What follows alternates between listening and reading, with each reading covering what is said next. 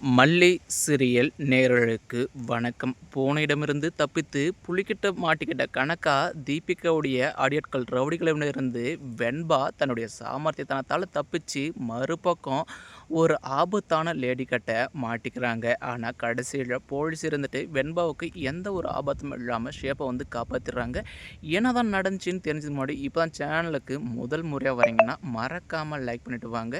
வீடியோக்குள்ளே போயிட்டு என்னதான் நடக்குதுன்னு பார்ப்போம்னு பார்த்தா ஒரு பக்கம் நம்ம வெண்பா இருந்துட்டு இப்போ அவங்க சாப்பிட போன டைமில் இப்போ காரை விட்டு இறங்கிடுவாங்க இல்லையா, அப்போது அந்த ரவுடி பசங்க 2 பேரும் வெண்பா இறங்குனதை பார்த்ததுமே டே வாடா, அந்த சின்ன பொண்ணு தப்பிச்சு போக பார்க்குறா, என்னடா அவளுக்கு மயக்கம் தெளிய இன்னும் ரொம்ப நேரம் ஆகுன்னு சொன்னேன், ஆனால் அவள் இவ்வளோ சீக்கிரம் கண் முழிச்சிட்டா அப்படின்ட்டு இப்போ துரத்துட்டே போவாங்க இல்லையா.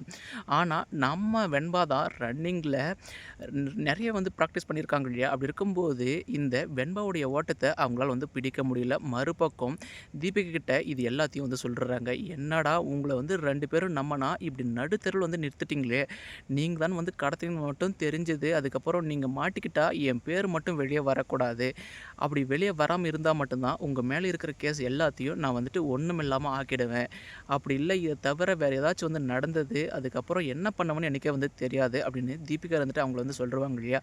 மறுபக்கம் இப்போ நம்ம வெண்பாவும் ஒரு பக்கம் தன்னால் முடிஞ்ச அளவுக்கு தன்னுடைய மல்லியம்மாவுக்கு கால் பண்ணியிருப்பாங்க, ஆனால் அவங்களும் எடுக்க மாட்டாங்க இல்லையா.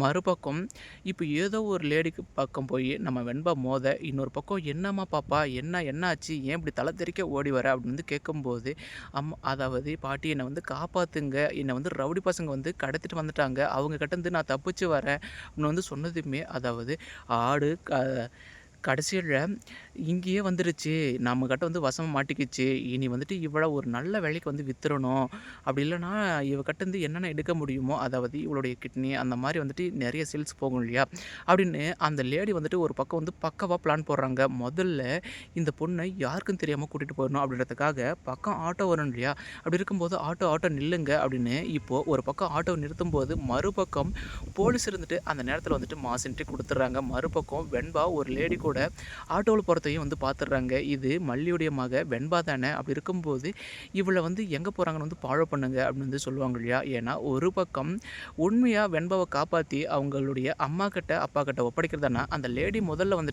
இந்தம்மா உனக்கு உன்னுடைய அப்பா நம்பர் அம்மா நம்பர் தெரியுமா சொல்லு, அவங்களுக்கு கால் பண்ணலாம், நீ காணாமல் போயிட்டுன்னு பதறி போயிருப்பாங்க அப்படின்னு சொல்லியிருப்பாங்க.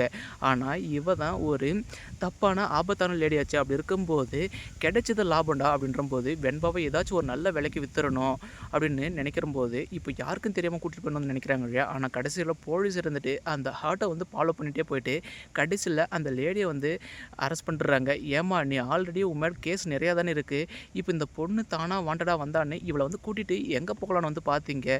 சார் அப்படியெல்லாம் இல்லை, அந்த குழந்தைய அவங்களுடைய அம்மா கிட்ட ஒப்படைக்காதான் நான் இது பண்ணேன்.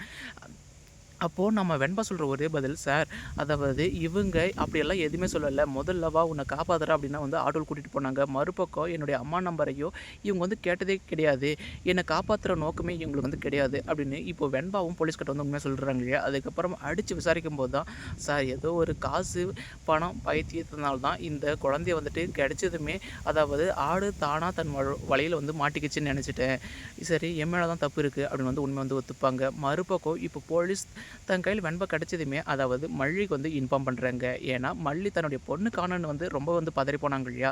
சரி அவங்களுக்கு விஷயத்த சொன்னதுமே இப்போ போலீஸ் ஸ்டேஷனுக்கு வர சொல்கிறாங்க. மறுபக்கம் வெண்பா பார்த்ததுமே நம்ம மல்லி ஓடி போய் கட்டி பிடிச்சிக்கிறாங்க. இன்னொரு பக்கம் அதாவது நியூஸ் பார்த்துட்டு இருக்காங்க இல்லையா நம்ம விஜயும் அதுக்கப்புறமா மயிலும், அவங்களுக்கும் அதாவது தன்னுடைய பொண்ணு வெண்பா தான் காணாமல் போச்சு அப்படின்ற விஷயத்தை விஜய்க்கும் தெரிய வந்துடுது. மறுபக்கம் மல்லி உங்ககிட்ட ஆல்ரெடியே நான் பல டைம் சொல்லியிருக்கேன், என்னுடைய பர்மிஷன் இல்லாமல் வெண்பாவை எங்கேயும் கூட்டிகிட்டு போகாத, இப்போ பார்த்தியா அவள் எவ்வளோ பெரிய ஆபத்துலேருந்து மீண்டு வந்திருக்கான்ட்டு, இதுக்கெல்லாம் காரணம் நீ மட்டும் தான், ஆல்ரெடி இதுக்கெல்லாம் காரணம் வேறு யாரும் கிடையாது, தீபிகா தான் இருக்கும் அப்படின்னு இப்போது நம்ம விஜய் ஈஸியாக கெஸ் பண்ணுறாங்க. இதுக்கு அடுத்தடுத்து என்னென்ன சுவாரஸ்யமான விஷயங்கள் இன்ட்ரெஸ்ட்டாக நடக்குது நம்ம ஃப்ரெண்ட்ஸ் ஃபாலோ பண்ணுங்கள் ஃப்ரெண்ட்ஸ். தேங்க்யூ ஃபார் வாட்சிங்.